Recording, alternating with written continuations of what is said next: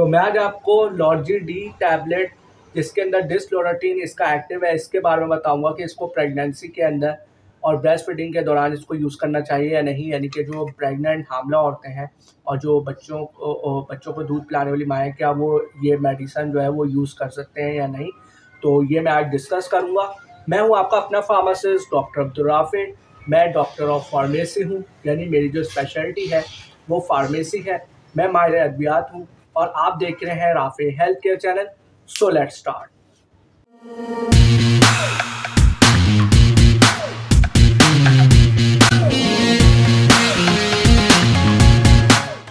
इसका जो brand name है वो लॉर्जी डी है और जो इसके जेनेरिक एक्टिव फार्मास्यूटिकल इंग्रेडिएंट है वो डिसलोराटीडीन है। ये 5 mg की टैबलेट है और जो इसके मैन्युफैक्चरर हैं वो अलायंस फार्मास्यूटिकल है। लॉर्जी डी जो है ये एक एंटी एलर्जी मेडिसन है और ये एलर्जीज़ को ट्रीट करने में यूज़ हो रही होती है। ये नॉन सेडेटिव एंटी हिस्टामिन है, यानी कि ये जो है हिस्टामिन को ब्लॉक करती है और ये इससे नींद नहीं आती। और जो एंटी एलर्जी हैं उनसे नींद आ रही होती हैं, लेकिन इस मेडिसन से, इस एंटी एलर्जी से नींद नहीं आती। तो ये एक इसकी ख़ास बात है और ये इसका एक फ़ायदा है आम एंटी एलर्जी के मुकाबले। ये इसका एक एज है। ये ज़्यादातर एंटी एलर्जी जैसे मैंने आपको बताया, ये एलर्जी रिएक्शंस को और एलर्जिक कंडीशंस को ट्रीट करने में यूज़ हो रहा होता है। ज़्यादातर जो हमें एलर्जीज़ हो जाती हैं, सीजनल एलर्जीज़, उसको भी ये ट्रीट करी होती है। और जो एलर्जी सिम्टम्स होते हैं, जैसे जिसमें छींकें बहुत आती हैं, रनी नोज़ हो गया, और इसके अलावा आइज़ के अंदर जो है वो आँखों के अंदर ख़ारिश होना, जलन होना, पानी निकलना, उसको भी ये ट्रीट कर रहा होता है। और अगर कहीं ख़ारिश बहुत ज़्यादा हो, रैशेज़ हो जाएँ उसको स्किन के ऊपर या बॉडी के किसी भी पार्ट पे, तो उसको भी बहुत अच्छे से इफ़ेक्टिवली ट्रीट करती है। तो यानी कि ये बहुत अच्छी और इफ़ेक्टिव मेडिसन है। तो चलिए अब बात कर लेते हैं कि क्या इसको प्रेगनेंसी के अंदर, यानी कि जो प्रेग्नेंट वुमेन है, हामला औरतें हैं, और इसके अलावा जो बच्चों को दूध पिलाते हैं, क्या उनके लिए मेडिसन सेफ़ है या नहीं। तो ये डिस्कस करते हैं।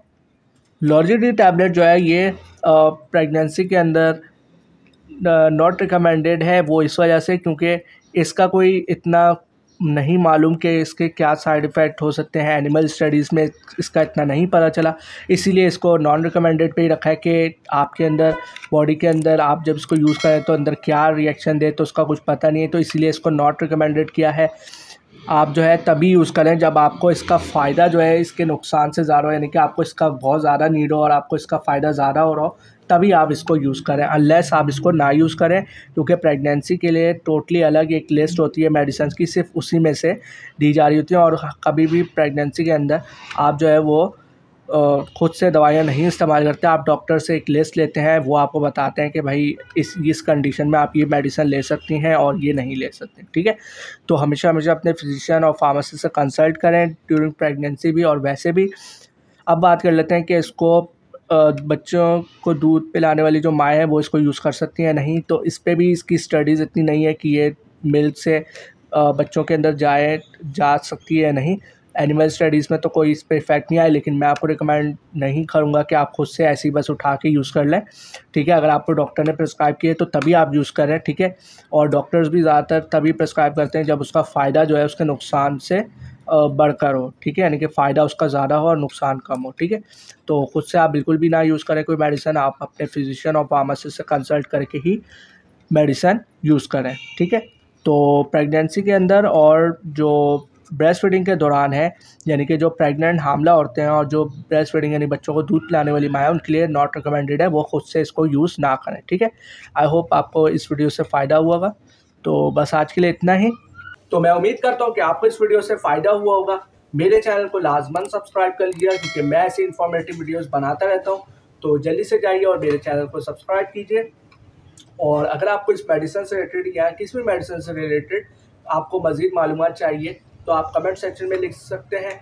और अगर आपके लिए, मेरे लिए कोई अच्छा सजेशन है तो वो भी आप कमेंट सेक्शन में लिख सकते हैं, मैं उसको रिव्यू भी कर लूँगा। और अब अपना बहुत बहुत ख्याल रखिएगा और आप अपने फार्मासिस्ट डॉक्टर अब्दुल राफी को भी इजाज़त दीजिए। अल्लाह हाफिज़, टेक केयर एंड पाकिस्तान जिंदाबाद।